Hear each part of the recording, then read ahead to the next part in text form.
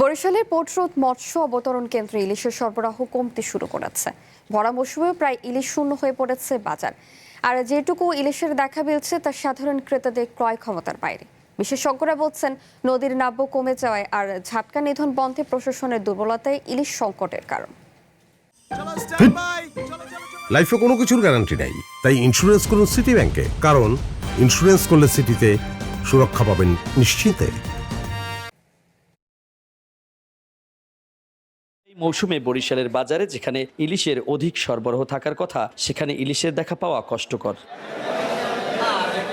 একই সঙ্গে বাজারে বড় ইলিশের বদলে বেড়েছে ৩০০ থেকে ৪০০ গ্রাম ওজনের মাছের উপস্থিতি। মৎস্য অধিদপ্তরের পরিসংখ্যান অনুযায়ী ২০২২-২৩ অর্থবছরে দেশে রেকর্ড ৫,৭১,০০০ টন ইলিশ আহরণ হয়। এর পরপরই শুরু হয় নিম্নমুখী প্রবণতা। ২০২৩-২৪ অর্থবছরে উৎপাদন কমে দাঁড়ায় ৫,২৯,০০০ টনে। পরের অর্থবছরে আরও কমে হয় ৫ লাখ টন, অর্থাৎ ২ বছরে উৎপাদন কমেছে ৭১,০০০ টন। তবে মৎস্য অধিদপ্তরের একাধিক কর্মকর্তা জানিয়েছেন, এবারও উৎপাদন ৫ লাখ টনের বেশি হওয়ার সম্ভাবনা নেই। একে তো মাছের সরবরাহ কম, মানে সমুদ্র থেকে নদীতে প্রবেশের হার কম, তারপরে আবার যদি বেশি ধরে তো সব মিলে একটা মাছের একটা ক্রান্তিকাল যাচ্ছে। আমরা সার্বিকভাবে জাতীয় যে সমস্ত মিটিং হয়ে থাকে সেখানে আমরা বলে থাকি যে কি করতে হবে, সেটা বলা আছে। এখন দেখা যাক পরবর্তীতে সরকার কি পদক্ষেপ নেয়। আগে বাজারে ধরা পড়া একটি ইলিশের গড় ওজন ছিল ৫০০ থেকে ৫৫০ গ্রাম। বর্তমানে সেই গড় নেমে এসেছে ৩০০ থেকে ৪০০ গ্রামে, অর্থাৎ শুধু মোট উৎপাদনই নয়, মাছের আকারও কমেছে।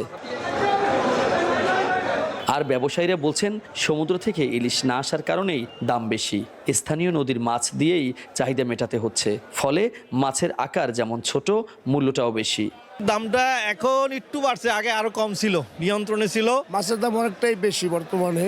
1 কেজির উপরে আমার 27 থেকে 2800 টাকা যাইতেছে। আপনার যেটা 800-900 গ্রাম ওটা আপনার 2300 থেকে 2400 টাকা কেজি, যেগুলো সমুদ্রে না, লোকাল মাছ আর কি। আর বাজারে সে মাছের দাম নিয়ে হতাশ ক্রেতারা। তারা বলছেন, বিগত সময়ের চেয়েও বর্তমানে মাছের দাম বেশি। তার মধ্যে ইলিশের দেখা তো পাওয়াই যায় না, যে কারণে নিজেদের সামঞ্জস্যের মধ্যে মাছ পাওয়াটাই এখন দুঃস্বপ্ন হয়ে পড়েছে। সাধারণ যারা মানুষ আছে, মধ্যবিত্ত যারা মানুষ আছে, তাদের কোনো উপায় নাই। একেবারে ঝাটকা যেটা, ওটার দামই এখন 650-700 টাকা। আর 1 কেজির ওজন তো প্রায় 2000 প্লাস, 3000-এর কাছাকাছি। বরিশাল বিশ্ববিদ্যালয়ের জীববিজ্ঞান অনুষদের ডিন ডক্টর হাফিজ আশরাফুল হক বলেন, মোহনা, অভয়াশ্রম, নাব্যতা সংকট এবং ডুবোচর সৃষ্টি ইলিশের প্রাকৃতিক আবাসকে ক্ষতিগ্রস্ত করছে। তিনি বলেন, শুধু আহরণ নিয়ন্ত্রণ করলেই হবে না, নিজেদের বাস্তুতন্ত্র রক্ষা করতে না পারলে উৎপাদন বাড়ানো সম্ভব নয়। ইলিশটা পরিমাণ কমে যাওয়া, এটার মূল কারণ হচ্ছে নদীগুলো তার নাব্যতা হারানো, সাথে সাথে নদীগুলো শুকিয়ে মরে যাওয়া, ক্যাচমেন্ট এরিয়া কমে যাওয়া। তাই শুধু ইলিশ নয়, যে কোনো মাছ রক্ষায় সাধারণ মানুষের সচেতনতার পাশাপাশি আইন শৃঙ্খলা রক্ষাকারী বাহিনীকে আরও সজাগ দৃষ্টি রাখতে হবে বলে মনে করেন বিশেষজ্ঞরা। অসাধু জেলে আর ব্যবসায়ীদের হাত থেকে মাছের রেণু বাঁচাতে পারলে মাছের স্বয়ংসম্পূর্ণতা হবে বাংলাদেশ।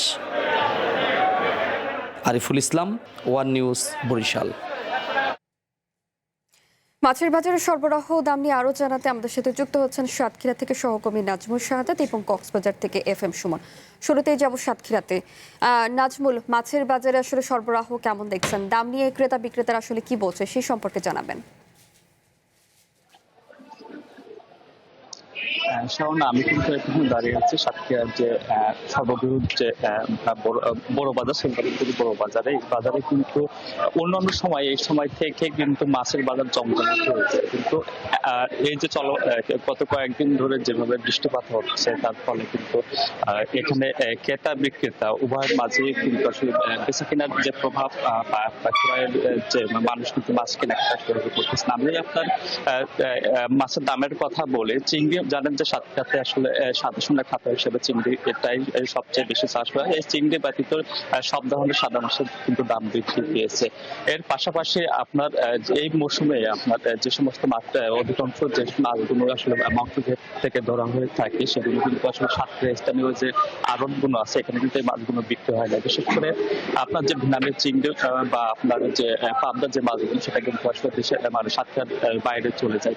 আর আপনাকে যদি আমি আসলে দেখাই যে আমি আসলে যে এখন একটা মাংস আড়তে আছে, এখানে কিন্তু আসলে কোনো মানে বেচা কেনা নেই। এর পাশাপাশি পাশে যে আসলে আপনার পাইকারি যে একটা আছে মাছ বিক্রয়ের যে আরো যে জায়গা আছে বা খুচরা যে এখানে মাছ বিক্রি হয়, সেখানে কিন্তু পর্যন্ত আপনার বিক্রেতা এসে পৌঁছায়নি। মূলত এই বাজারটি আপনার 9টার পর থেকেই জমজমাট হয়, কিন্তু অন্যান্য সময় কিন্তু আসলে যেহেতু এখানে মাছের পাইকারি আড়ত আছে, এখান থেকে কিন্তু আপনার বিক্রেতারা আপনার মাছ ক্রয় করে থাকেন। কিন্তু আপনার যেভাবে আসলে বৃষ্টি হচ্ছে, সেখান থেকে কিন্তু একটা প্রভাব কিন্তু আসলে সাতক্ষীরা মাছ বাজারে পড়েছে। আর যে দামের কারণে কিন্তু সাধারণ ক্রেতারা কিন্তু আসলে যে মাছ কেনাকাটা অনেকটা কমে গেছে বলে আমাকে জানিয়েছে।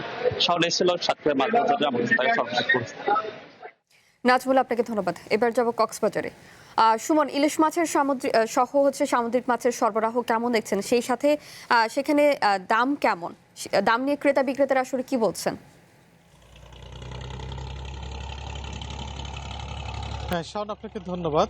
আপনি যেমনটা বলছিলেন যে মাছের সরবরাহের বিষয়ে যদি আপনাকে বলি, আপনি জানেন কয়েকদিনের যে বৈরী আবহাওয়া, ফলে আমরা দেখেছি কক্সবাজারের, আমি এই মুহূর্তে ফিশারি ঘাটে রয়েছে, সেখানে আসলে আমি স্থানীয় জেলেদের সঙ্গে কথা বলেছি। জেলেরা যেটি বলছেন, বৈরী আবহাওয়ার ফলে তারা আসলে সাগরে যায়নি, অর্থাৎ মাছ ধরার যেসব ট্রলারগুলি রয়েছে সেই ট্রলারগুলি মাছ সাগরে যায়নি, ফলে এখানে যে মাছের সরবরাহ সেটি খুবই কম বলা চলে। অর্থাৎ আমি সকাল থেকে দেখেছি এখানে তেমন পরিমাণ আসলে মাছ ওঠেনি, অর্থাৎ যে মাছ কেনাবেচার যে প্রক্রিয়া সেটি তেমন চোখে পড়েনি। কারণ হচ্ছে এখনো পর্যন্ত মাছ সাগরে কোনো ধরনের মাছ ধরার ট্রলার তেমন না ভিড়ায়, না যাওয়ার ফলে মাছ সরবরাহটা অনেকটা কমেছে।